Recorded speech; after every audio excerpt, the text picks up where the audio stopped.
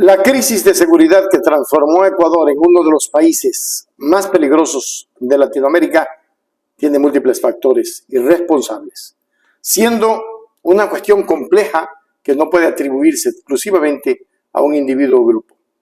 Verónica Arias, ex asambleísta del país, tuvo un papel importante en la gestión de la seguridad del Ecuador durante el gobierno de Rafael Correa, toda vez que como asambleísta hacían propuestas. Su enfoque en reformas políticas y medidas de control migratorio han sido objeto de debate. Sin embargo, es fundamental reconocer que la crisis de seguridad es un problema estructural que se ha gestado a lo largo de décadas con raíces en la desigualdad social, la falta de oportunidades, la corrupción y otros factores socioeconómicos y políticos que involucran a diversos actores, desde el gobierno hasta la sociedad civil y el crimen organizado.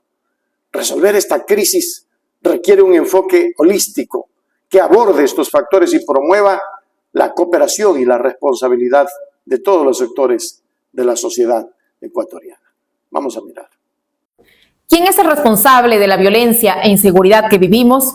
Para cierta prensa, pseudoanalistas y políticos movidos por intereses, sesgos y odios, existe un solo culpable. Pero sin duda la primera responsabilidad, la primera culpa la tiene el gobierno de Rafael Correa. Ellos son el brazo político de la... Está clarísimo. Sin embargo, analicemos detenidamente sus argumentos. 1. Acuerdos de apoyo a los grupos de delincuencia organizada. No voy a decir que fue él el que sembró la semilla, pero durante el gobierno de él empezó a instaurarse estos grupos. Uno de los argumentos es que el gobierno del presidente Correa supuestamente se alió y promovió grupos delictivos. Sin embargo, en 2016, la Agencia Antidrogas de Estados Unidos, más conocida como DEA, condecoró al gobierno de la Revolución Ciudadana por sus excelentes resultados en la lucha contra el narcotráfico, entre los que se resalta la desarticulación de más de 300 bandas de narcotráfico y 29 organizaciones criminales. También se capturó a alias Fito, alias Junior y Rasquiña, que luego fueron liberados en los siguientes gobiernos. De eso nada se dice, y también se omite el cierre del Ministerio Coordinador de Seguridad, del Ministerio de Justicia, del Ministerio del Interior, que dio carta abierta para que el crimen organizado actúe sin control.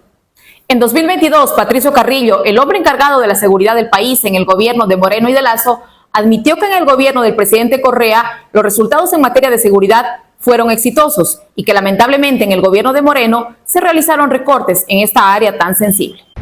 Si todo funcionó bien, si todo funcionó mal, no sé, pero en términos generales los resultados sí son mandatorios y eso creo que era un tema de fortaleza y había que fortalecer. Y no hay cómo desconocer esos asuntos. Tal vez la mala decisión fue aplicar una política de austeridad donde no se debía. 2. La salida de la base de Manta. La salida de la base de Manta. Los Estados Unidos tenían una base militar en el puerto ecuatoriano de Manta. Eso blindó al Ecuador durante 10 años. Este argumento no tiene sentido si comparamos el histórico de muertes violentas en el país. Mientras estuvo la base de Manta, fue de 17 homicidios por cada 100.000 habitantes. Y con la Revolución Ciudadana, sin la base de Manta, fue de 5.8 homicidios por cada 100.000 habitantes. Es decir, la violencia disminuyó en un 300%, lo que nos llevó a ser declarados el segundo país más seguro de la región. Por si fuera poco, el embajador de Estados Unidos, Todd Chapman, decía en 2018 que las bases militares fueron hace 20 años una alternativa para combatir el narcotráfico, pero que ahora existen otros mecanismos. La base de Manta funcionó muy bien en su tiempo. Fue un acuerdo hecho 20 años atrás. Ahora hay nuevos mecanismos, nueva tecnología, nuevas disciplinas que nosotros podemos usar. Basta decir que Colombia tiene 9 bases militares a lo largo de su territorio y que hasta hoy no ha podido solucionar sus problemas de narcotráfico e inseguridad. 3. Leyes correístas. Tanto el gobierno de Moreno como de Lasso afirmaban que estaban atados de manos en materia de seguridad, por lo que ellos denominaban leyes correístas y que supuestamente protegían delincuentes, y por ello nunca hicieron un llamado a las Fuerzas Armadas para combatir a los grupos de delincuencia organizada que se fortalecieron desde 2019.